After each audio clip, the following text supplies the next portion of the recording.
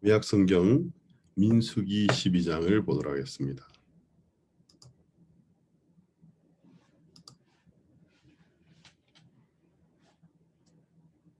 구약성경 민수기 12장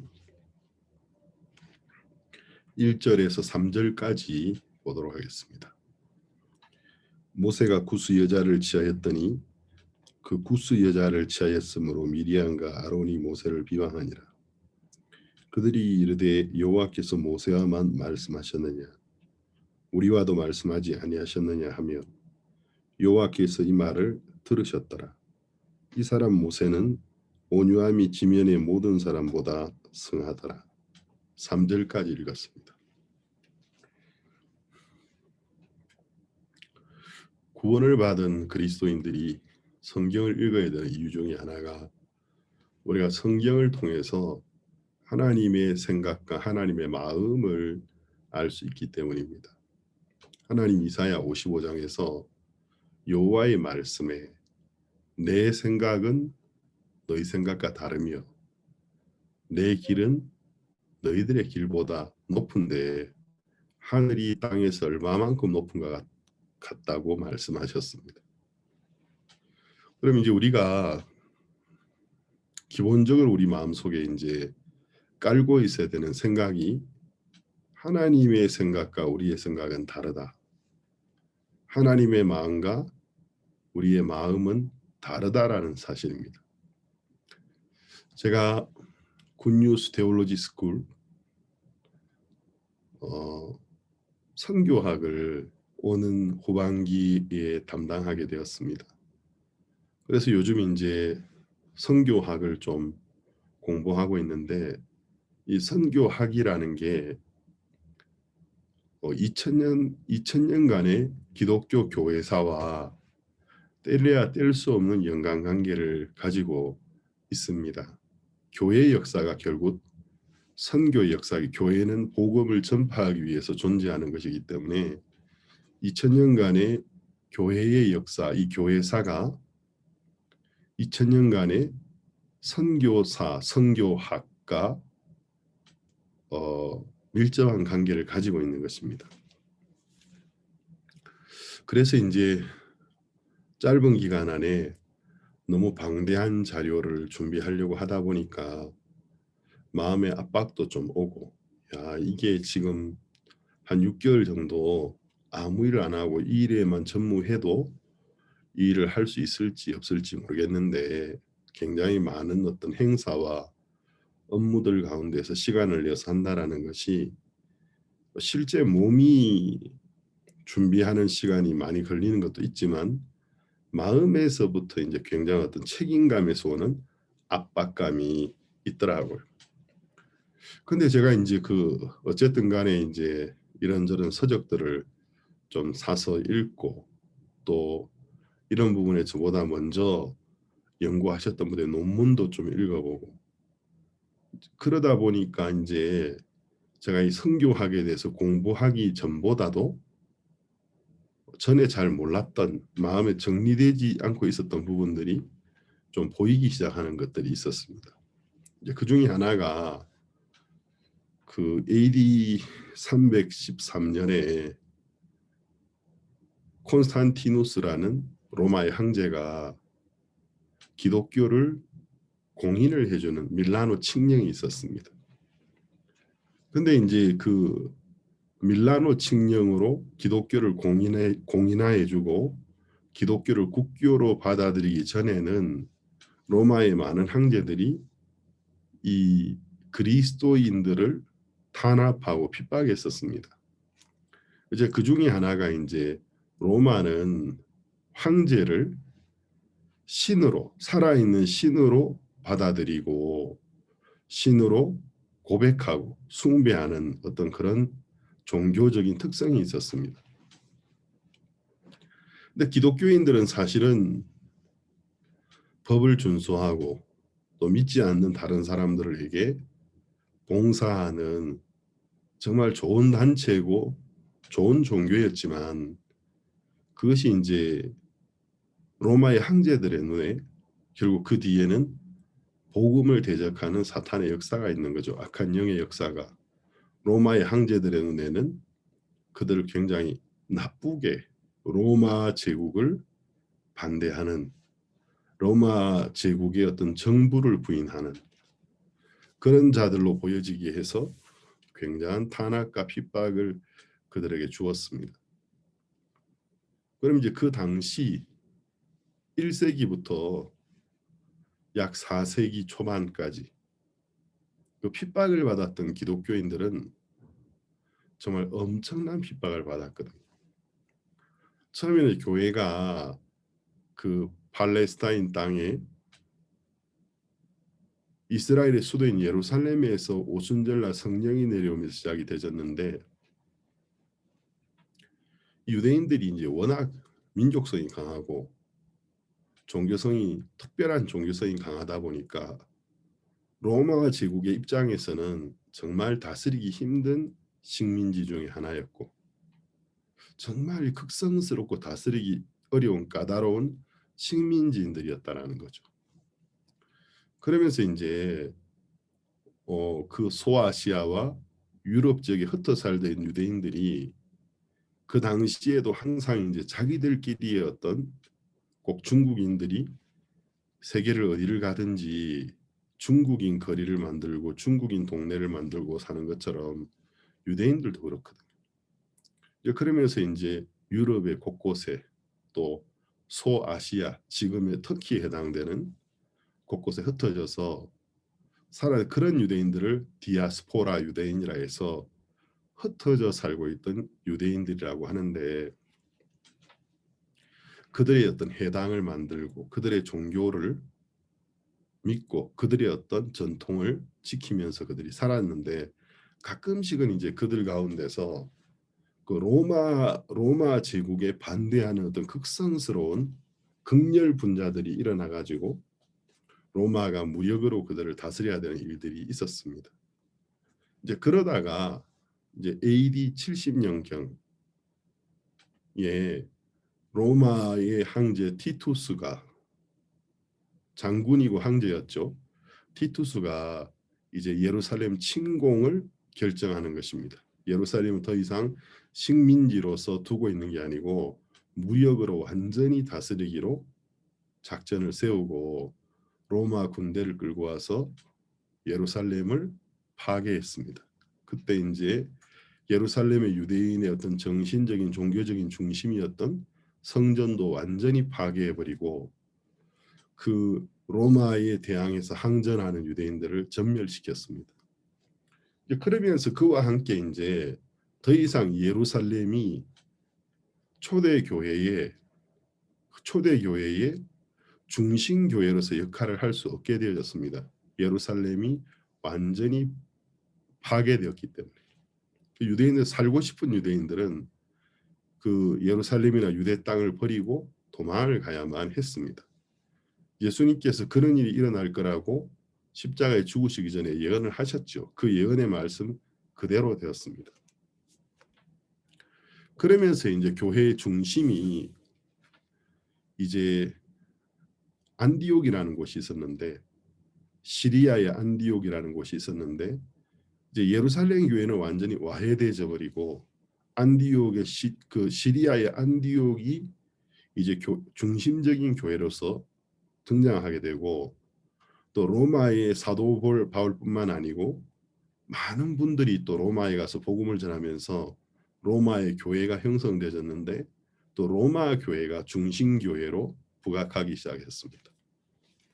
또 이제 일부의 그리스도인들은 아프리카로 이동을 해가지고 이집트의 알렉산드리아라는 도시가 그때는 굉장히 큰 도시였는데, 이집트의 알렉산드리아에도 큰 교회가 형성되어지고, 또 이제 나중에는 콘스탄티누스 황제가 로마의 수도를 천도한다 하면서 소아시아에 있는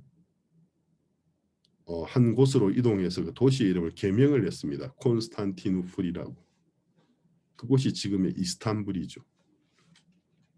터키의 이스탄불인데, 그러니까 예루살렘 교회가 완전히 와해되어지면서 이제 시리아의 안디옥 교회, 그리고 로마의 수도인 로마 교회, 아프리카의 이집트의 주요 도시 중에 하나인 알렉산드리아 교회, 이런 교회들이 이제 1세기에 전 세계에 흩어져 있는 그리스도인들을 이끌어주는 메인 교회들이 되신 거예요.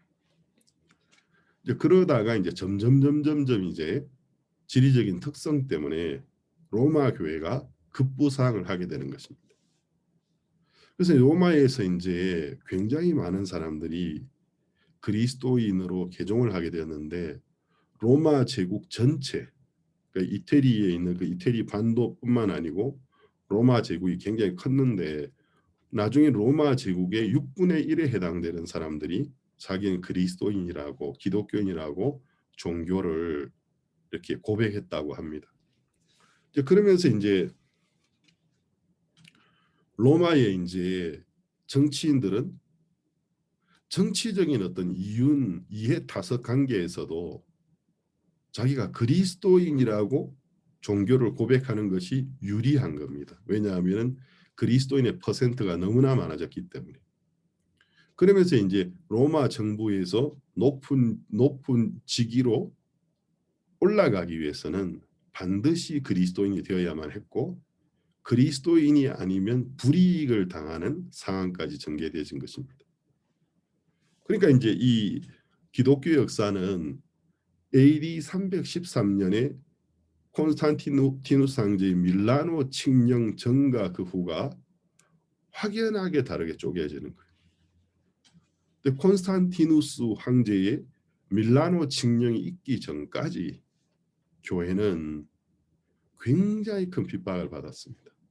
탄압을 받았고, 그 당시 이제 그리스도인들은 내가 그리스도인이라고 고백한 그 이유 하나 때문에, 그리고 로마의 황제를 신이라고 고백해라, 그리고 숭배해라, 그것을 거절한 딱 한 가지 이유 때문에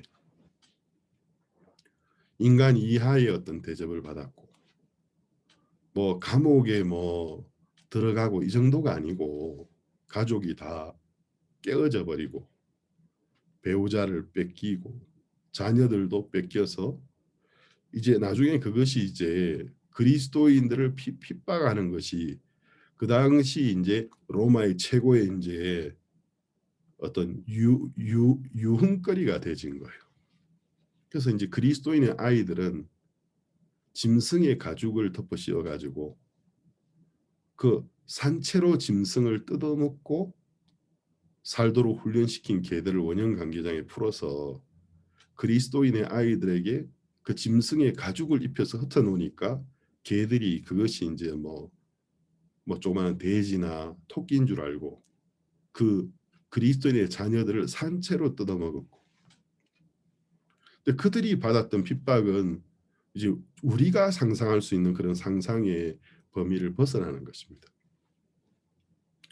그리고 이제 그리스도인들은 맹수의 밥이 되고, 또는 이제 그 나무 기둥에 묶여서 나무 기둥에 묶고 또 손을 나무 기둥에서 못 움직이도록, 불이 뜨거우니까 못으로 박아서 밧줄로 쇠사슬로 묶어서 불로 태워 죽이는 하형을 시키고, 끔찍한 어떤 핍박을 받았습니다.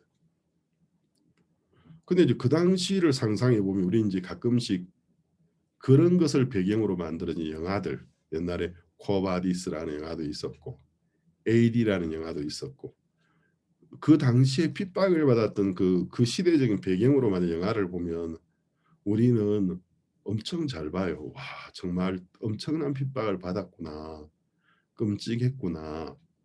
우리 이제 그렇게 생각하지만 그 시대를 살았던 분들은 이제 지나간 역사 이야기로 영화 보는 것하고는 전혀 달랐다. 그들에게 있어서는 어떤 재산을 압수당한다든지 가정이 깨어진다든지 가족의 일원이 아버지나 어머니나 뭐 남편이나 아내나 또는 형제 자매나 자녀들이나 이런 것을 이들이 죽임을 당하는 것을 보는 것이 일상다반사였다는 거죠.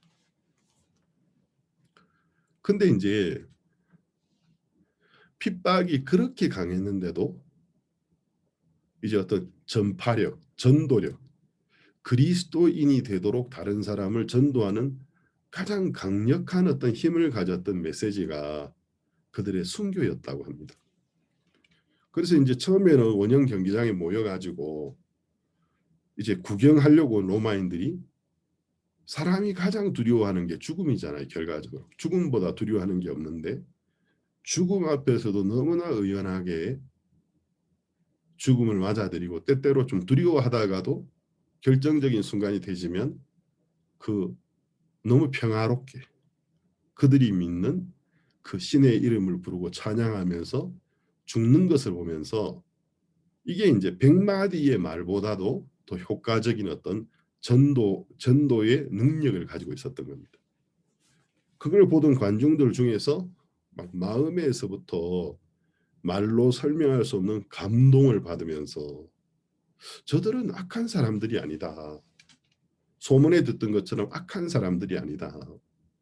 그 당시 이제 소문이 퍼지기를 그리스도인들이 이제 성찬식을 하지 않습니까? 포도주와 떡을 먹는데, 이제 그걸 누가 그렇게 했는지는 몰라도 사람을 잡아먹는다. 사람을 인육을 먹고 사람의 피를 마신다. 자, 이런 어떤 이야기가 와전돼서 퍼지고, 이제 그래서 이제 많은 사람들은 그리스도인의 정확한 어떤 정체도 잘 알지 못한 상태에서 악한 자들이다. 로마의 대하제, 로마에 불을 질렀던 바로 그 어떤 테러리스트들이었다.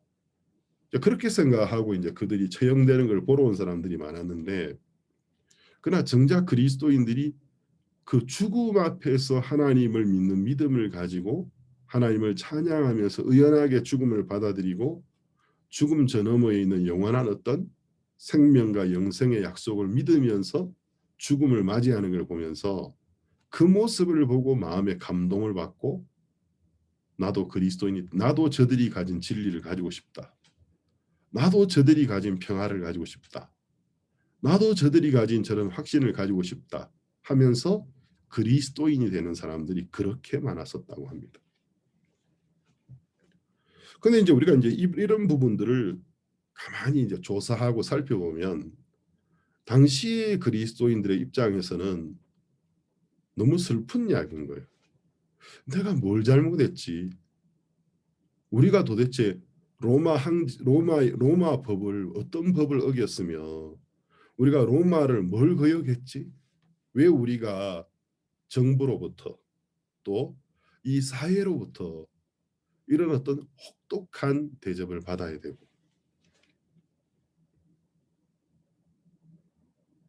여러분 생각을 해보세요. 여러분이 사랑하는 가족이 그리스도인이라는 그 단순한 딱 이유 하나, 더도 덜도 말고 그리스도인이라는 이유 하나 때문에 어느 날 경찰들이 들이닥쳐가지고 공포 분위기를 조성하고 고압적인 분위기에서 가족을 분리시키고, 내 눈앞에서 내 사랑하는 가족의 일원이 막 구타당하고 피투성이가 되고 끌려나가서 다시 돌아오지 못하고, 또 소문에 끔찍하게 처형당한 이야기를 듣게 되고, 또 어떨 때는 내가 관중석에 숨어서 앉아서 내 가족이 죽임당하는 모습을 보아야 되고, 여러분이 만약에 정말 그들의 위치에 있다면 그 당시에 일어났던 그런 일들이 하나님의 뜻이라고 이해가 되겠습니까? 이해가 안 되죠. 무슨 이런 하나님이 다 있어. 하나님이 있는다면 이제 우리가 이 시대에 속한 사람들로서 잘 먹고 잘 마시고 잘 입고 그게 복이라고 생각하는 어떤 그런 생각을 갖고 있는 사람들이기 때문에, 우리는 하나님 있기 때문에 일사천리로 모든 게 잘 풀리는 게 복이라고만 생각하지, 그 내가 하나님을 잘 섬기고 있는데 예상하지 못했던 어떤 어려움이 발생했을 때 우리는 어떻게 이제 거기에 대해 대처할 수 있는 능력이 없는 거예요. 너무 약한 그리스도인이기 때문에 그냥 좌절하고 그냥 실망하고 그냥 울고 하나님 탓하고. 그 아침에도 식사하다가 우리 선교회 어떤 젊은 선교사님이 계셨어요. 레소토라는 곳에 계셨는데, 이제 그 어린 자녀가 초등학생인데 몸에 아마 암이 있었던 걸로 제가 기억하는데, 그 아이가 갑자기 죽었습니다. 근데 이 선교사님이 이제 그때 이제 굉장히 슬픈 일 아닙니까? 극심한 우울증에 시달리면서 한국에 귀국을 했는데 결국은 선교를 그만뒀다라는 거죠.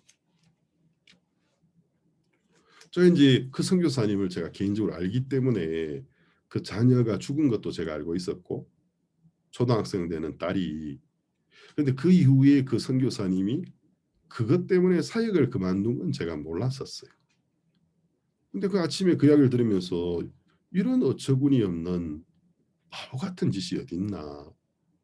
자기가 정말 이름 모를 곳에 가서 선교사로 복음을 섬기는 영광스러운 삶을 살고 있었고 또 딸이 뭐 다른 것도 아니고 이미 몸에 지병이 있었고 또 지병 속에서 이제 어린 나이지만 하나님의 부르심을 입고 떠났는데 그러면 그것을 자기 마음속에 걸음으로 삼고 더 복음에 매진해야지. 딸이 그런 일을 당했다고 복음 전도 일을 그만둬 버렸다는 이야기를 들을 때 이런 어떤 어처구니 없는 일이 어디 그런 바보 같은 결정이 다 있나 그런 생각이 제가 들더라는 것이죠. 그러니까 우리가 이렇게 정신적으로 또 영적으로 너무나 연약한 시대의 사람들이라는 것입니다. 그렇기 때문에 이제 우리는 좋은 일에 대해서는 너무 익숙한데 어렵고 힘든 일이 닥쳤을 때에 어떻게 대처해야 되는 법을 몰라요. 어떻게 해석해야 되는지도 모르고 내가 나름대로 하나님 잘 섬겼는데 왜 이런 일이 왔지? 나 그러니까 하나님 싫어. 나는 이런 하나님 싫어. 이런 쪽으로 생각이 너무나 쉽게 흘러가 버리는 너무 편안한 시대의 나약한 그리스도인들이라는 것입니다. 근데 이제 AD 313년에 있었던 밀라노 칙령 이전의 그리스도인들은 그냥 이런 일들이 일상생활의 다반사 늘 일어나는 일상이었어요. 그러면 이제 우리가 그 당시를 보면 왜 이런 일이 있지? 그런데 그 짧은 기간 안에 그 로마 제국의 근 6분의 1에 해당되는 사람들이 나도 그리스도인이다. 그들이 개인적으로 그리스도를 제대로 알고 마음으로 정말 죄 사함과 중생을 경험했는지는 알 방법이 없지만 그 로마 전체 제국의 6분의 1이 나도 그리스도인이 되련다. 그리고 수도인 로마는 거의 대부분의 사람들이 나도 그리스도인이다. 이와 같은 어떤 현상이 일어나면서 결국은 핍박이 끝나게 되었던 이제 이런 놀라운 하나님의 역사가 일어나게 되었던 그 걸음이 되었던 것이 뭐냐면 핍박이었다라는 것입니다. 그때까지는 순수한 예수님이 또 예수님의 사도들이 전해줬던 복음, 교회가 유지되고 있었어요.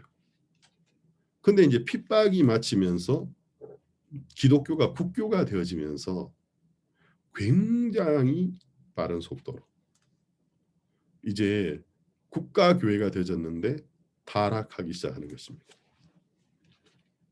그러면서 이제 그 로마의 황제 콘스탄티누스가 기독교 교회의 수장이며 로마의 황제이며 죽을 때까지 그 로마에 있던 많은 속국들이 가지고 있는 여러 이방신들 최고 대제사장으로 죽을 때까지 그 직분을 버리지 아니하고 자기는 그리스도인이라고 하면서 동시에 그 로마 제국에 있는 다양한 어떤 정령을 숭배하는 신앙들, 우상을 숭배하는 신앙들 최고 대제사장의 직분으로서 로마의 황제로 살았다라는 거죠. 그러니까 어떤 이제 결국 기독교라는 것이 어떤 이제 정치적인 어떤 이해 타산 관계와 맞물려지면서 이제 교회가 급속도로 빠르게 타락하기 시작했습니다. 어떻게 제가 하다 보니까 여러분에게 교회사를 강의하고 있는 듯한 느낌이 들고 선교학의 일부분을 강연하고 있는 느낌이 드는데 이제 이런 것들을 제가 전에도 들어서는 알고 있었는데 막상 여러 자료들 등을 자세히 읽어보면서 결국 그리스도인이라는 것, 하나님의 교회라는 것은 핍박이나 어려움 앞에서는 굉장히 강한 생명력을 가지고 있는 것이구나. 그러면 하나님의 백성들에게, 하나님의 교회에게 정말 독이 되는, 그들을 무너뜨리는 아주 효과적인 방법은 뭐냐면 편안한 겁니다. 그들을 편안하게 해주는 것입니다. 그리스도인들은 편안하게 해주면 타락합니다. 그래서 이제 하나님은 그의 사랑하시는 교회, 그리스도인들의 몸도 사랑하시지만 영혼을 가장 사랑하시기 때문에, 몸은 영혼의 집이니까 우리가 이 땅에 사는 동안에 건강이 필요하죠. 하나님 우리 건강도 위해주고 하시지만 그분의 가장 큰 관심은 우리 영혼의 건강입니다. 우리 영혼이 하나님과 화목하고 우리 영혼이 하나님 앞에 건강하기를 바라시는 것입니다.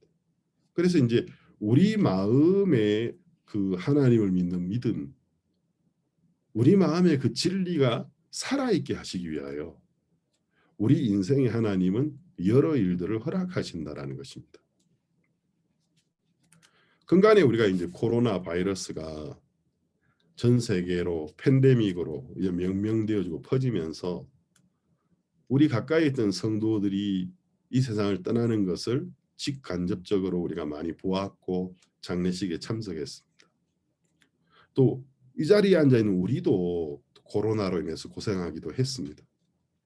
또 근간에도 제가 많은 분들이 이런저런 이유로 이전에 비해 볼 때는 많은 분들이 이 세상을 떠나는 것을 보았습니다.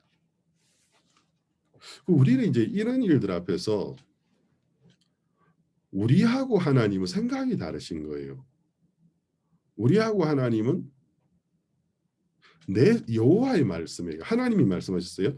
여호와의 말씀에 내 생각과 너희 생각은 다르며 내 길은 너희들의 길보다 높으니, 근데 얼마만큼 다르냐면, 얼마만큼 차이가 나느냐면 하늘이 땅보다 얼마나 높은가 같으니라. 여호와의 말씀이니라. 그럼 우리가 왜 성경을 읽어야 되죠? 하나님의 생각을 알고 싶어서, 하나님의 마음을 알고 싶어서. 그때 믿음이 형성되는. 여러분이 모르는 대상에 대해서는 믿음이 생길 수 없어요. 그냥 믿으려고 애쓰는 거지. 믿음은 내가 그 사람을 얼마나 알게 되느냐, 얼마나 알게 되고 그 마음의 진위를 내가 정확하게 캐치하게 되느냐에 따라서 그를 믿는 믿음이 내 마음속에 생기는 것입니다. 그러면 이제 주 예수를 믿으라, 그리하면 너와 내 집이 구원을 얻으리라. 예수 믿으세요. 지하철 안에, 지하철역에, 한국의 극성인 우리도 그리스도인이지만 정말 좀 덕스럽지 않을 정도로 극성인 사람들이 있지 않습니까? 예수 천당, 불신 지옥 막 이런 편말 들고 그냥 보기만 해도 좀 거북스러울 정도로 오버하고 있는 사람들.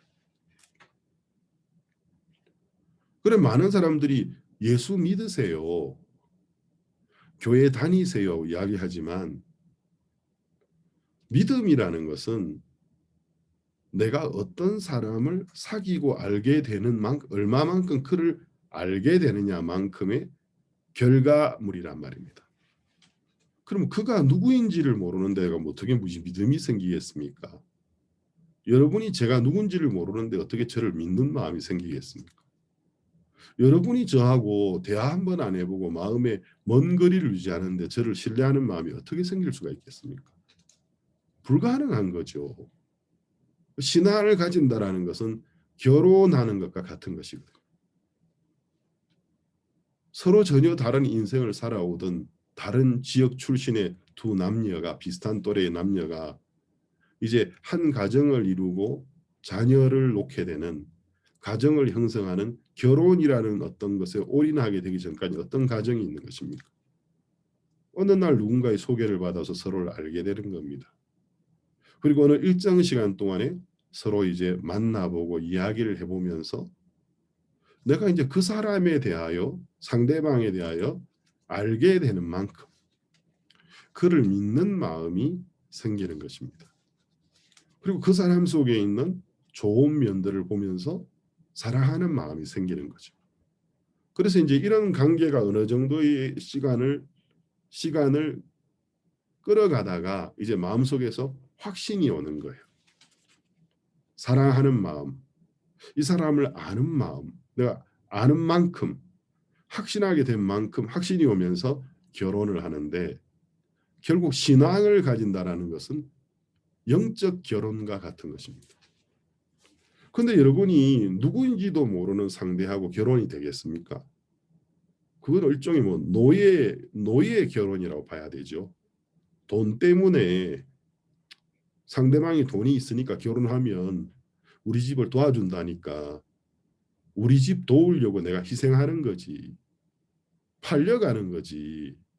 뭐 심청이가 아버지 눈뜨게 하기 위해서 자기를 파는 것처럼 그게 온전한 어떤 결혼이라고 볼 수는 없는 것입니다.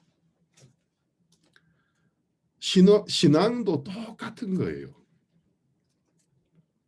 그래서 이제 우리가 우리 앞에 닥쳐오는 일 앞에서 우리가 어떤 평상시 가지고 있는 우리의 생각은 하나님의 생각하고 너무나 다르고 우리의 마음은 하나님 마음과 너무나 다르기 위해서 성경을 읽는 겁니다.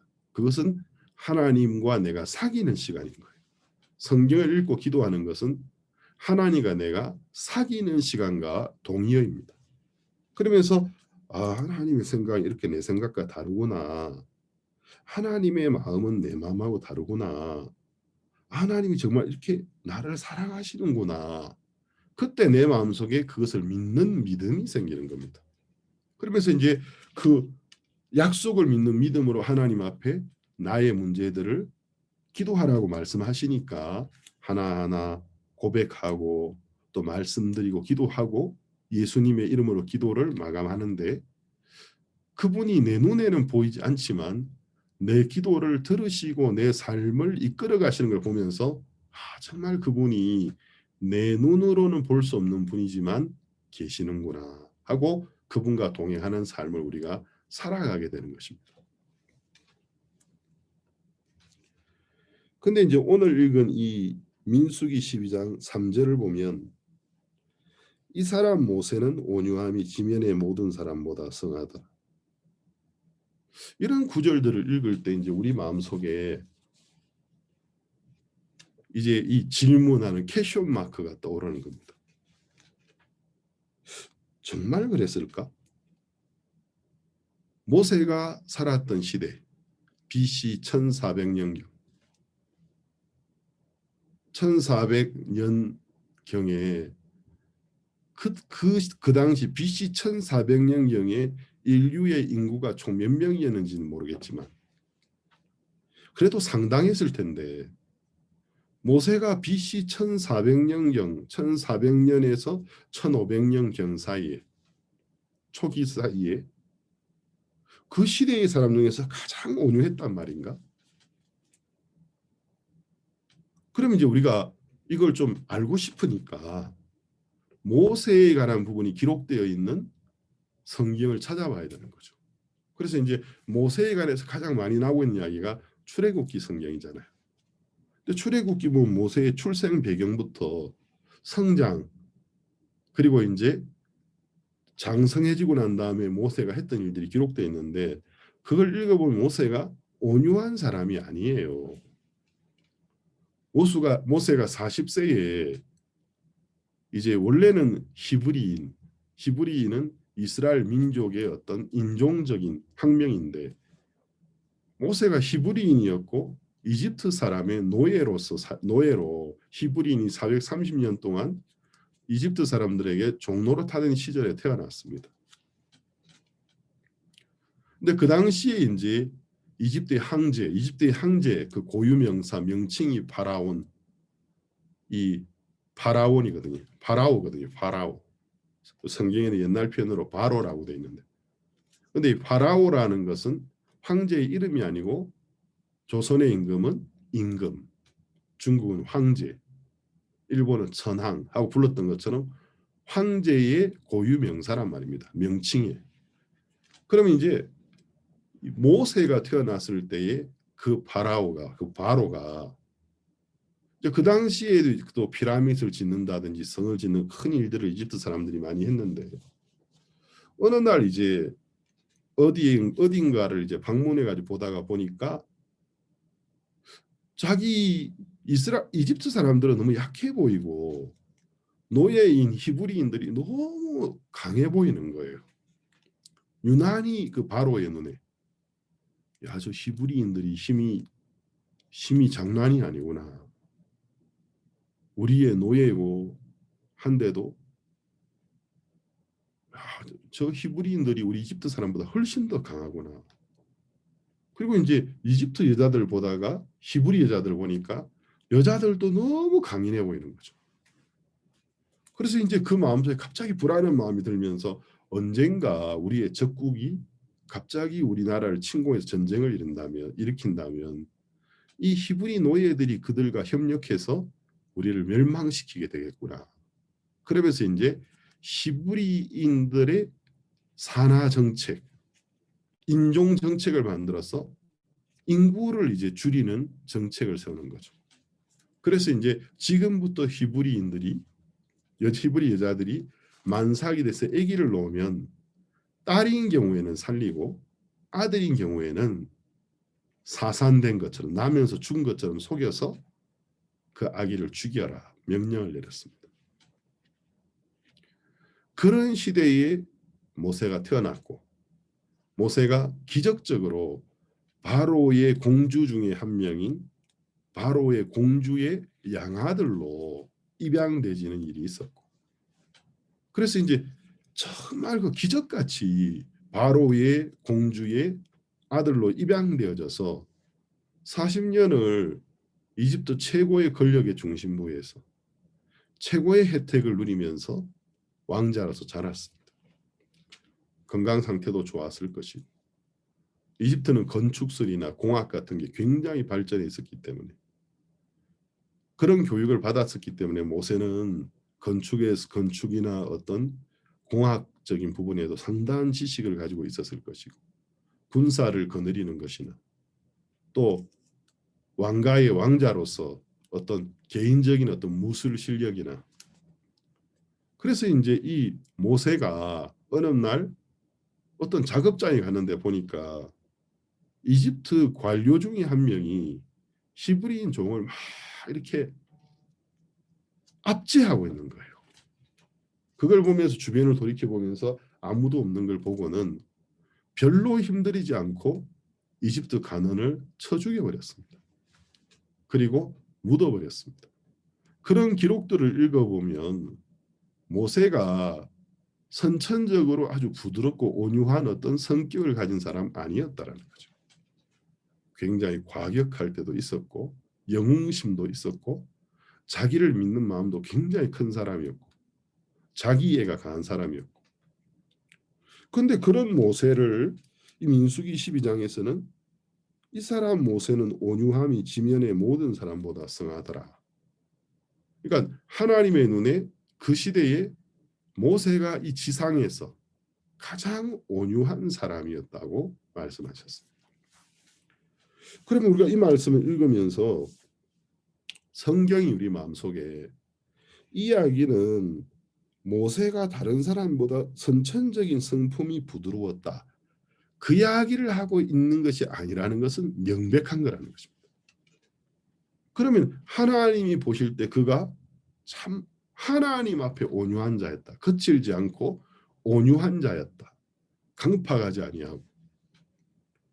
근데 이제 이 구절 전에는 모세가 구스 여자를 취한 여자가 나와요. 스페인어 성경에는 구시타라고 되어 있어요. 이 구시타. 우리는 이제 신약 성경에 구스 사람 하니까 에디오피아 사람 생각하는데 이 성경에서 말하는 구시타는 에디오피아가 아닙니다. 오늘날로 말하면 소말리아에 해당되는 과거의 명칭이었습니다. 그러니까 아프리카 여자인데 오늘날로 말하면 소말리아 지역의 여자였더라는 거죠. 여러분이 지도를 보면 북아프리카는 유럽 바로 밑에 있고 이스라엘에서 아주 가깝습니다. 근데 이제 모세가 80세의 이스라엘 백성을 인도하는 일을 시작을 했는데 광야의 길을 걷다가 구스 여자를 취했는데 그러면 최소 80세가 넘는 거예요.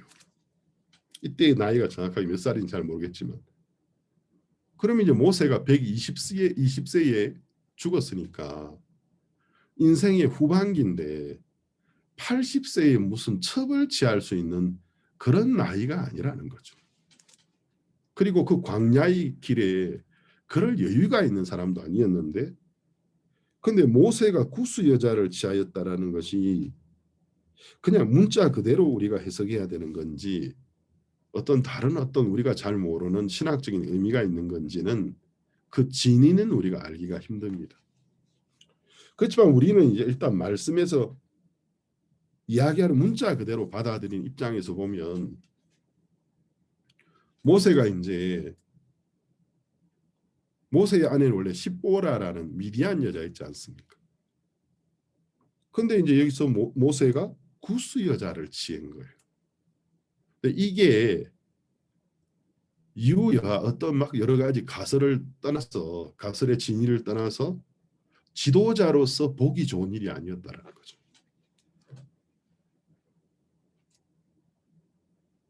취하였으므로 미리암과 아론이 모세를 비방하니라. 미리암은 모세의 큰 누나입니다. 아론은 모세의 형입니다. 모세보다 3살이 많습니다.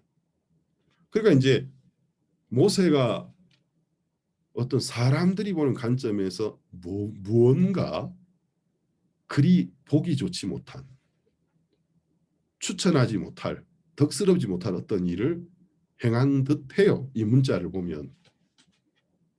그러니까 이제 아론이 먼저 미리암이 아론과 더불어서 모세를 비방했다는 거죠.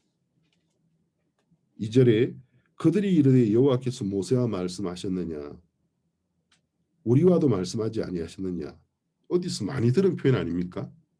너만 구원받았어? 너만 성령 있어? 하나님 너와만 함께 하셔 나와도 함께 하셔 그 소리예요. 함에 여호와께서 이 말을 들으셨더라. 하나님의 이야기를 딱 듣고 계셨어요. 3절은 이제 성경의 주석이에요. 해석이에요. 성경의 해석이에요. 이 사람 모세는 온유함이 지면의 모든 사람보다 성하더라. 모세에 관한 이야기를 하면서 첫 번째 1절에는 모세의 어떤 허물이 드러나는 것처럼 보이는 구절이 적혀 있고 1절의 끝부분과 2절에는 모세의 누나와 큰 누나와 형이 야 네가 지도자로서 이럴 수 있어? 네가 하나님의 종이라면서 이럴 수 있어? 하고 그를 비방하면서 하나님 우리와도 함께 계셔. 이렇게 이야기한 이야기가 나와요. 하나님이 이들의 대화를 딱 들으시고 3절에서는 지면에서 가장 온유한 하나님 앞에 온유한 사람이 모세였다고 말씀하셨습니다. 그 다음에 이제 쭉 보면은 하나님이 이 3사람을 하나님의 성막 앞으로 나와라 하고 하나님의 영광이 나타나시면서 미리암이 문둥병에 걸려버린 이야기가 나오고 있습니다. 결국 하나님이 미리암을 쳐버리신 것이죠. 그래서 아마 아론은 미리암이 문둥병에 걸리는 걸 보면서 엄청 무서웠을 겁니다. 벌벌벌 떨고. 근데 이제 모세가 자기 누나를 위해 하나님 앞에 기도하면서 하나님 기도하니까 하나님이 그러면 내가 고쳐주는데 미리암이 7일 동안은 이스라엘 회중의 진 밖에 나가 있다가 돌아와야 된다. 그러면 이스라엘 백성이 7일 동안 한 나라의 백성 전체가 이동을 못하는데 이동을 못하는 이유가 미리암 때문이니까 다른 말로 하면 온 백성이 미리암이 하나님께 징계를 받고 있는 것을 알게 하신다는 거죠. 그리고 나중에 미리암이 회복돼서 들어왔을 때 이동하게 하셨다는 거죠. 그러니까 미리암을 이스라엘 진 밖으로 쫓아 7일을 있게 하셨다는 것은 이스라엘 백성이 미리암의 잘못을 모두가 알도록 하셨다는 것입니다. 그리고 미리암을 고치시고 이스라엘 백성이 다시 출발하는 이야기가 나오고 있습니다. 그럼 우리가 이제 이 구절을 읽으면서 여기에서 말하는 온유함이라는 것은 우리 대한민국 국어사전에 나오는 온유함의 뜻하고는 다른 것이겠구나. 이 세상의 사전에 나오는 온유함, 온유라는 구절, 온유라는 단어의 뜻과는 달라요. 온유, 따뜻한 온자잖아요. 따뜻하고 부드럽고 온유지 않습니까? 그럼 이제 우리는 온유하면은 성품이 아주 부드러운 사람. 우리 주변에 보면은 선천적으로 다른 사람에 비해서 더 낙천적이고 더 부드러운 성격의 사람이 있어요. 그러면 이 3절은 모세가 어떤 어머니의 태로부터 유전인자 속에 물려받은 성품이 부드러웠다, 유순했다, 그런 뜻은 결코 아니라는 것이죠. 우리가 이제 그래서 이 의미를 알려 그러면 이 온유함이라는 것이 구약 성경은 히브리어로 적혀 있어요. 구약 성경의 언어는 히브리어입니다. 그리고 극히 일부의 몇몇 장들이 아람어로 적혀 있어요. 구약 성경의 언어는 히브리어예요. 신약 성경을 기록한 언어는 고대 그리스어입니다. 현대 그리스어가 아니고 고대 그리스어인데, 그러면은 이 히브리어로 온유함이라는 단어는 뭐냐? 아나와라고 적혀 있습니다. 아나와, 히브리어로. 그 말의 뜻은 자기를 낮춤, 괴롭힘을 당함, 겸손함, 이런 뜻이에요. 그러니까 쉽게 말하면 자기를 낮춘다. 결국 기쁜 일이 아니죠. 괴롭힘을 당함. 그러니까 자기를 낮춘다라는 뜻을 갖고 있어요. 근데 이제 신약 성경에서 이 헬라어, 그리스어는 히브리어와 굉장히 어원적으로 비슷한 것이 많은데, 이 헬라어로 적혀 있는 온유에는 프라우스라는 단어가 적혀 있어요. 근데 이제 이 프라우스라 온유를 말하는 헬라어인 프라우스는 어떤 뜻을 가지고 있느냐면 잘 길들여진 짐승을 표현할 때도 쓰는 단어입니다. 그러면 원래 야생의 어떤 짐승이 잘 길들여졌을 때, 그때 이제 이 프라우스라는 단어를 쓰는 거예요. 야, 참 부드럽다. 근데 이 부드럽다라는 게 우리가 생각하는 뭐 선천적인 성격이 부드러운 걸 말하는 게 아니고, 원래는 어떤 야성이 있는데, 다스리지 않는 거친 성품이 있는데 잘 다스려진 상태, 그걸 온유함이라고 그리스어가 표현하는 겁니다. 프라우스라고. 그래서 잘 다스려진 가축, 원래는 야생의 짐승이었는데, 그러니까 이제 히브리어는 괴롭힘을 당함, 자기를 낮춤, 이런 뜻인데, 이런 의미를 사람에게 적용시키면 마치 종처럼 잘 훈련된 사람이라는 뜻이 되는 것입니다. 그러니까 모세가 타고난 순둥이였다, 이 소리를 말하는 게 아니에요. 여기서 말하는 온유함이라는 것은 하나님 앞에서 말하고 있는 겁니다. 하나님의 손길에 의하여 다스려진, 훈련된, 하나님 앞에서 자기를 낮추는데, 하나님 앞에 자기를 꺾는데, 그리고 하나님 앞에 굴복하는 곳에 모세보다 더 나은 사람이 당시대에는 없었다라는 거죠. 그러면 모세가 인간적인 허물이 하나도 없는 사람이었느냐? 그건 아닙니다. 하나님의 손길에 끌리고 살면서 다른 사람에 비하여 인간적인 어떤 허물도 굉장히 많이 줄어들고 훨씬 본이 되었지만 흠이 전혀 없는 것은 아니었다라는 거죠. 그렇지만 하나님이 더욱 크게 여기신 것은 모세가 어떤 허물이 있냐 없냐 그걸 말하는 게 아니고, 그런 모든 것을 떠나서 하나님의 뜻이 나타날 때에 모세가 하나님 앞에 굴복되어지고 하나님 앞에 엎드려서 그분 앞에 나아가는 이런 부분에 모세보다 더 나은 사람이 그 시대에는 없었다는 것입니다. 여기에서 이제 우리가 뭘 볼 수 있느냐 하면 관점의 차이를 보는 것입니다. 우리는 어디에다가 목숨을 거느냐 하면 선이냐 악이냐, 옳으냐 그르냐. 그런데 이제 성경을 우리가 잘 읽어보면 하나님의 어떤 관점은 누가 더 선하냐, 누가 더 악하냐, 누가 더 옳으냐, 누가 더 그르냐 거기에 별로 없는 것 같아요. 성경을 읽어보면.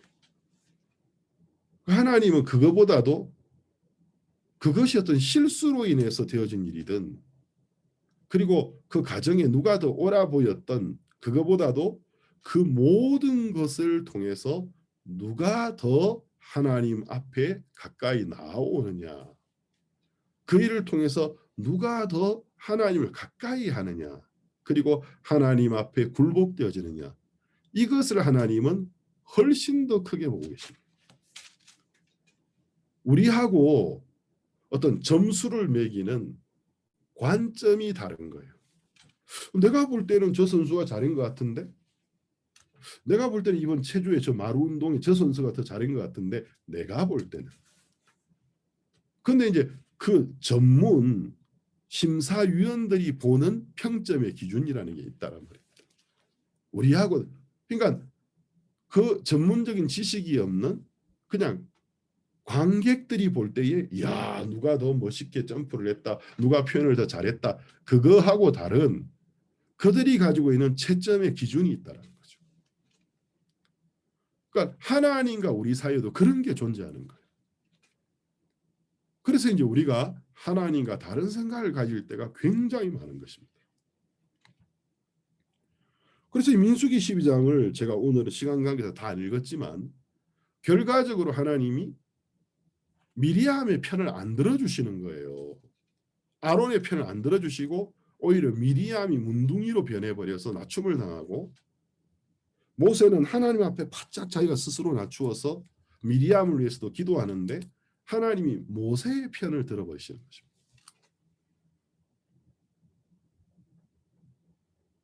어떤 생각의 차이, 관점의 차이라는 것이 엄청난 결과를 우리에게 가져옵니다. 어떤 회사를 운영하는 사주, 그 사장의 관점과 직원의 관점이 차이가 크면 그 직원은 그 회사에서 계속 있을 수 없습니다. 그러면 그 회사에 있는 직원은 그 운영자인 사주의 관점을 배워야 돼요. 이해해야 됩니다. 배워야 됩니다.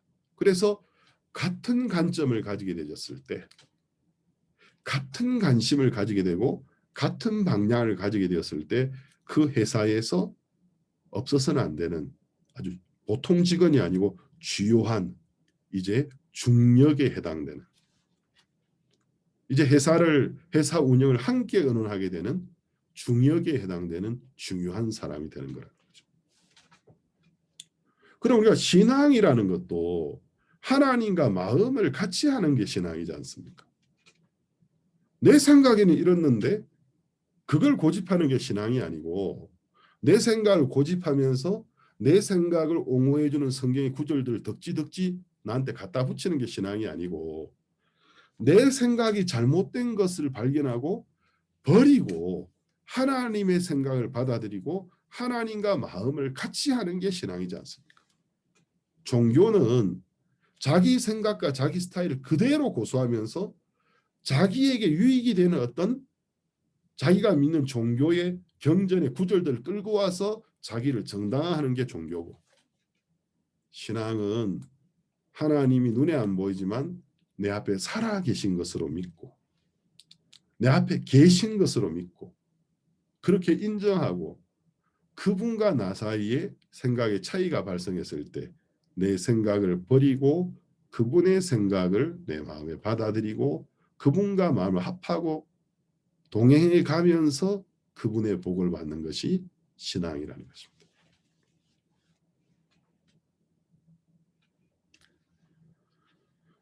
이 관점의 차이가 엄청난 결과를 가져옵니다. 왜 하나님은 이 지구에 살고 있는 사람들이 목숨을 걸고 있는 선악의 시비, 옳고 그름의 시비, 그 시시비비에 별로 관심이 없으실까요? 왜 하나님은 거기에 별로 관심이 없으실까요? 왜? 하나님은 우리하고 다른 눈을 가지고 있는 분이라는 거죠. 우리는 껍데기밖에 못 봐요. 표면밖에 못 봐요. 만약에 여러분이 사람의 어떤 마음을 볼 수 있는 눈이 있다면 외모 보고 절대로 결혼 안 할 겁니다. 근데 사람들이 왜 외모를 중시하느냐 하면 마음을 볼 방법이 없으니까요. 그 사람의 정신을 볼 방법이 없으니까 그 사람의 어떤 외모, 비주얼이 참 보기 좋을 때 그 사람의 속도 그럴 거라고 믿고 싶어 하면서 결혼하는 거라는 거죠. 근데 막상 이제 멀리서 한편 좋아하던 것도 하고 막상 서로 살게 되는 건 전혀 별개의 이야기이기 때문에 막상 같이 살아보니까 너무나 그 마음의 세계가 빈궁하고 특히 정신 세계가 너무 형편없는 거예요. 실망하기 시작하는 거죠. 다툼이 생기는 거죠. 그런데 어느 정도 시간이 지나면서 진짜 그 사람의 텅 비어 있는 마음, 아무 생각 없이 인생을 살아가는 것, 그런 걸 정확하게 알게 되면 이제 그 사람의 비주얼이 외모가 참 멋있고 참 이뻐 보이던 것도 그때부터 하나도 안 멋있고 하나도 안 이뻐 보입니다. 꼴도 보고 싶지 않은 마음이 생깁니다. 사람들이 외모에 그렇게 목숨을 거는 이유가 어디 있죠? 마음의 세계를 못 보니까요. 마음의 세계를 보고 느끼게 될 때부터 그 배우자의 외모로 평가하는 그 기준은 점점점 그 점수 기준은 낮아지고 그 사람의 마음과 정신 세계에 대한 기준에 점수를 주는 것이 커지면서 어느 정도 시간이 지나면 못나 보이지 않는 거예요. 이상하게 멋있어 보이고 사랑스러워 보이는 거죠. 왜? 이게 마음의 세계라는 거죠. 그럼 하나님은 왜 선악의 시비에 관심이 없고 옳고 그름의 시비에 관심이 없느냐면 하나님은 사람의 마음의 모든 계획과 생각을 보시는 눈을 갖고 있기 때문입니다. 그렇게 창세기 6장 5절에 적혀 있잖아요. 여호와께서 사람의 그 마음의 모든 계획과 생각이 항상 악할 뿐임을 보시고 이렇게 적혀 있어요. 사람의 모든 마음의 계획과 생각이 항상 악할 뿐임을 보시고 그것이 성경이 말하고 있는 사람의 마음입니다. 자, 그러면 이 자리에 있는 분들이 우리는 세상의 법을 하나님의 법보다 더 크게 여기고 있으니까 이 세상의 법은 마음과 정신을 다스리지 못하잖아요. 내가 내 마음속에 좋은 생각한다, 나쁜 생각한다고 이 세상이 어떤 법이 내 마음과 내 생각을 스캔하면서 당신이 생각했지? 몇 조 미양 어겼어. 벌금 얼마야. 교도소 몇 년 살아. 그럴 수 있는 법이 이 지구상에 어디에 있습니까? 이 지구상에 존재하는 모든 법은 내 몸밖에 못 봐요. 내 몸과 몸의 행위밖에 못 봐요. 근데 이제 하나님은 사람의 마음의 모든 계획과 생각을 보시고 심판하시는 분이기 때문에 자, 그렇다면 내가 세상 법은 크게 여기는데 하나님의 법을 크게 여기지 않는 사람은 이 세상의 법 앞에서 내가 큰 문제 없이 살았을 때 자기가 다른 사람보다 월등히 나은 사람이라고 믿을 수 있어요. 그러나 세상의 법보다 더 상위에 있는 창조주 하나님의 법을 마음속에서 느끼고 살아가는 사람들은 절대로 내가 다른 사람보다 모든 면에 낫다고 생각할 수가 없어요. 예를 들어 예수님 마태복음 5장에서 너희가 옛사람에게 말한 바 간음하지 말라는 말을 들었거니와 나는 너희에게 이르노니 여자를 보고 마음에 음욕을 품는 자마다 이미 간음한 자니라. 지옥의 불에서 결단코 나오지 못하리라 하셨습니다. 자, 그러면 모든 사람은 바람기를 가지고 있다고 하더라고요. 그렇게 그런 이야기들이 글로 통계가 적혀 있고 또 우리보다 인생을 더 오래 사셨던 분들이 그렇게 이야기하고 있습니다. 그러면 내가 설령 몸으로 음행을 행하지 않았다.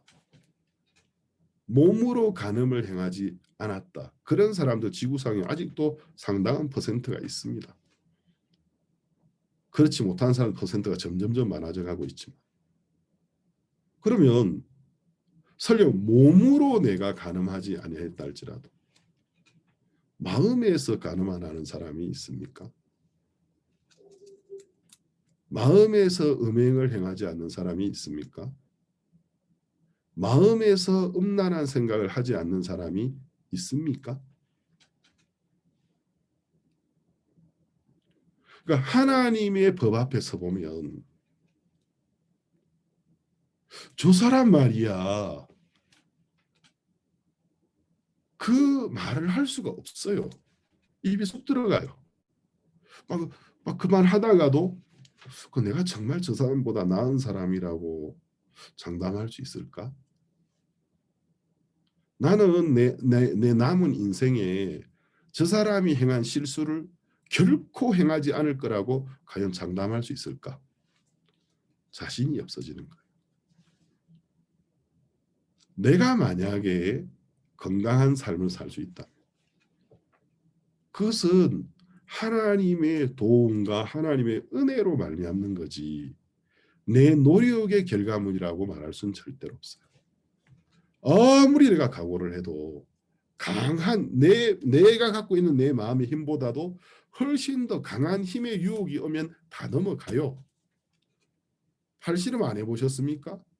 내가 용을 써도 내 팔 힘보다 더 큰 팔 힘을 가진 사람하고 팔씨름을 하면 결국은 내 팔이 접혀버립니다. 넘어갑니다. 왜? 그 사람이 가지고 있는 팔의 힘이 내 팔의 힘보다 더 강하기 때문인 겁니다. 지금까지는 내가 가지고 있는 의지, 내가 가지고 있는 각오라는 힘의 수치보다 더 강한 유혹을 만나보지 않았기 때문에 난 괜찮아 생각할 수가 있습니다. 그런데 남은 인생을 살아가는 동안에 내 의지나 내 각오가 가진 어떤 힘의 수치를 숫자할 수는 없지만 예를 들어 숫자할 수 있다면 내가 가지고 있는 의지와 각오의 힘이 80쯤 된다면 어느 날 내 인생에 200쯤 되는 힘을 가진 유혹이 내게 왔을 때 환경이 조성되었을 때 내가 죄에 빠지지 않는다고 장담할 수 있습니까? 아무도 못합니다. 굴복을 당하는 겁니다. 왜? 상대의 힘이 나의 힘보다 강하면 내 팔이 넘어갑니다. 내가 그를 넘기는 게 아니고 내가 넘어갑니다. 결론적으로. 그럼 우리 인생에 얼마나 큰 유혹이 얼마나 강한 힘을 가진 유혹이 또 얼마나 우리를 유혹에 빠뜨리기에 좋은 환경이 조성되게 될지 아무도 장담할 수 없습니다. 그러면 하나님의 법 앞에 생각해 보면 나는 저 가늠한 사람하고 달라. 확연히 달라. 나는 저런 사람하고 인간으로 인종이 달라. 그렇게 말할 수 있느냐는 것입니다. 그 사람 우리보다 더 하등한 인종이라서 그런 죄를 지었을 것 같습니까? 그 사람은 각오가 없는 사람이라서 의지가 없는 사람이라서 죄에 그렇게 쉽게 빠졌을 것 같습니까? 그렇지 않습니다. 하나님은 우리 인간이 크게 여기는 선악의 시비와 옳고 그름의 시비에 왜 큰 관심을 안 두시냐면 그게 이제 하나님의 눈앞에 그 둘을 세워보면 그 둘의 했느냐 안 했느냐 옳으냐 그러냐의 차이점이 백지 한 장의 차이도 안 나기 때문입니다. 하나님은 내가 정확하게 내 기준을 세우면 옳은 너도 틀렸고 틀린 너도 틀렸다. 내가 정확하게 선과 악의 기준을 네 앞에 세우면 네가 선의 편이라고 여기는데 너는 악에 속한 자다. 다 저주를 받고 다 멸망을 받아야 되는 자기 때문에 하나님은 많고 적음에 별로 관심이 없어요. 그분이 관심을 두시는 것은 그런 일들을 통해서 하나님의 비침을 받을 때, 하나님의 책망을 받을 때 누가 하나님 앞에 굴복하느냐, 그리고 누가 그 하나님의 긍휼을 거하면서 그분의 은혜 앞에 가까이 나오느냐, 누가 결국 그분의 뜻 앞에 인간적인 허물은 있었지만 비침을 받았을 때, 그 말씀이 내 마음을 정확하게 가르쳐 주셨을 때 하나님의 은혜 앞에 굴복하느냐. 하나님은 그 사람의 편을 들어주십니다.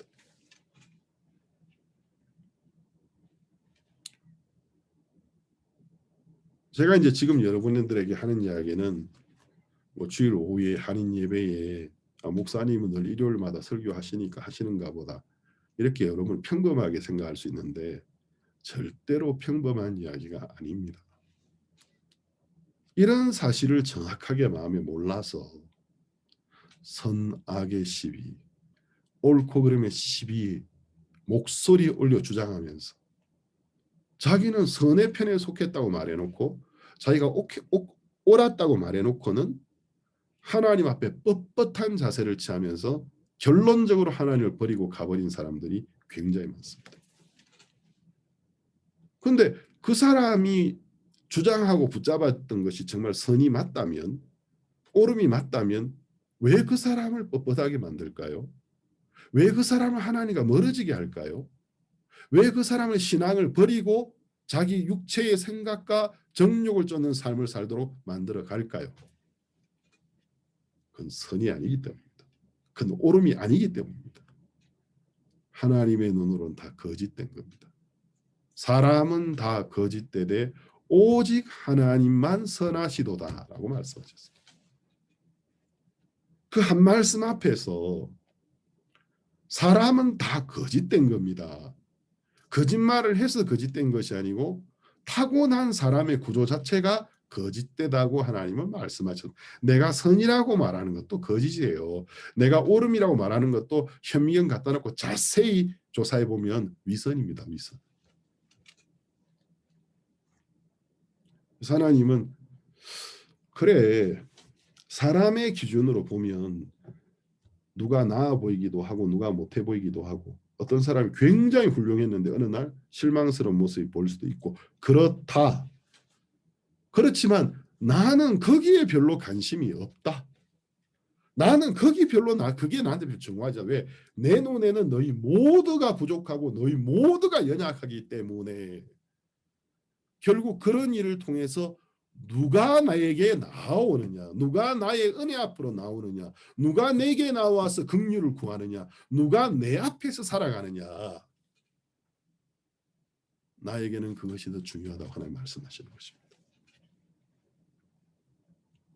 또 한 가지는 각도를 바꾸면 미리암과 아론이 크게 잘못한 것이 있습니다.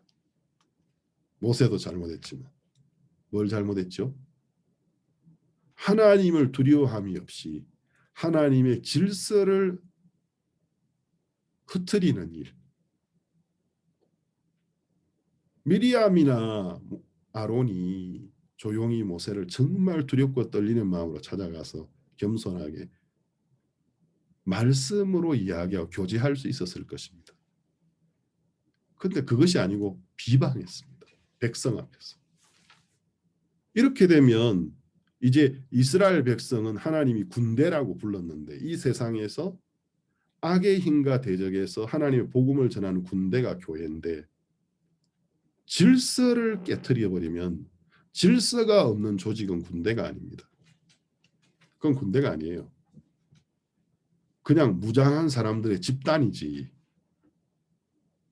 그건 군대가 아니에요. 하나님의 질서가 있는데 그냥 그 순간에 든 옳고 그름 선하게 생각에 잡혔어. 깊이 사고하지 못하고 하나님의 질서를 거스리. 만약에 하나님이 이런 미리암이나 아론을 내버려 두면 지금은 자기들이 옳아 보이니까 그렇지만 미리암과 아론이 앞으로 자기들도 무슨 실수를 하면 이스라엘 각 지파에서 너나 나나 다 일어나서 비방하고 너나 나나 서로 삿대질하고 결국은 광야에서 다 죽어야 되는 것입니다. 더 이상 하나님의 교회가 아니고 더 이상 하나님의 군대가 아닌 것입니다. 이런 것이 얼마나 무서운 것인지 얼마나 큰 잘못인지 잘 모르는 것입니다. 여호와를 경외하는 것이 지혜의 근본이라고 말씀하셨습니다. 그분을 정말 믿고 그분을 내 마음에 크게 여기고 어떤 공포심에서 두려워하는 것이 아니라 경외, 존경과 더불어서 크게 여기는 여호와를 경외하는 것이 지혜의 근본이니라 말씀하셨습니다. 거기에서 모든 지혜가 나옵니다. 근데 살아계신 하나님, 비록 눈에 안 보이시지만 그 앞에서 방자하고 그 앞에서 가볍고 마치 그분이 안 계신 것처럼 내 어떤 생각의 시시비비를 가지고 함부로 말하고 행동하는 것이 하나님 앞에 얼마나 악한 것인지 모릅니다. 형제자매 여러분, 저는 이 구절이 한 2주 정도 제 마음 안에 계속 머물고 있습니다. 나는 하나님 앞에 온유한 자인가? 나는 정말 하나님의 손에 훈련되어지고 다스려진 종인가? 하나님 저에게 많은 부분을 다스려 주신 게 사실입니다. 과거와 비교해 보면 훨씬 더 하나님 앞에 다스려지고 굴복되어진 것도 사실입니다. 그러나 제가 눈을 들어서 제 주변을 보면 저보다 훨씬 더 비교할 수 없이 하나님의 뜻 앞에 굴복되어지고 그 손에 붙잡혀서 어떤 일이 있을지라도 하나님의 은혜 앞에 나아가고 하나님의 긍휼을 구하는 하나님의 종을 봅니다. 그러면서 우리가 이런 생각을 가지게 되는 것이 얼마나 무서운 생각인지 얼마나 잘못된 것인지 모릅니다. 자, 말씀을 마쳐야 될 것 같은데 오늘 여러분과 함께 하나님이 보시는 관점과 우리의 관점이 확연하게 다른 것을 함께 나누었습니다. 우리가 선이라고 믿는 것, 악이라고 판단하는 것, 우리가 옳은 것이라고 믿는 것, 그런 것이라고 판단하는 것 다 모아가지고 연구소에서 배양해서 조직을 배양해서 현미경으로 보듯이 세부적으로 조사해 보면 내가 선이라고 믿는 것, 내가 옳다고 믿는 것 아마 조직 배양해서 현미경으로 세부 조사하면 위선입니다. 위선. 그거 거짓입니다. 하나님은 그렇기 때문에 너하고 저 사람하고 내가 볼 때는 딱 한 가지 차이밖에 없어. 저 사람은 너보다 좀 더 많이 나갔고 너는 가고 있는 중이고. 근데 둘 다 이미 선에서 어긋났어. 그렇기 때문에 나는 저 사람이나 너나 별 차이가 없다고 생각해. 그렇기 때문에 저 사람뿐만 아니고 너도 네가 정말 하나님과 다른 사람이고 잘못된 것을 인정하고 내게로 돌아와라.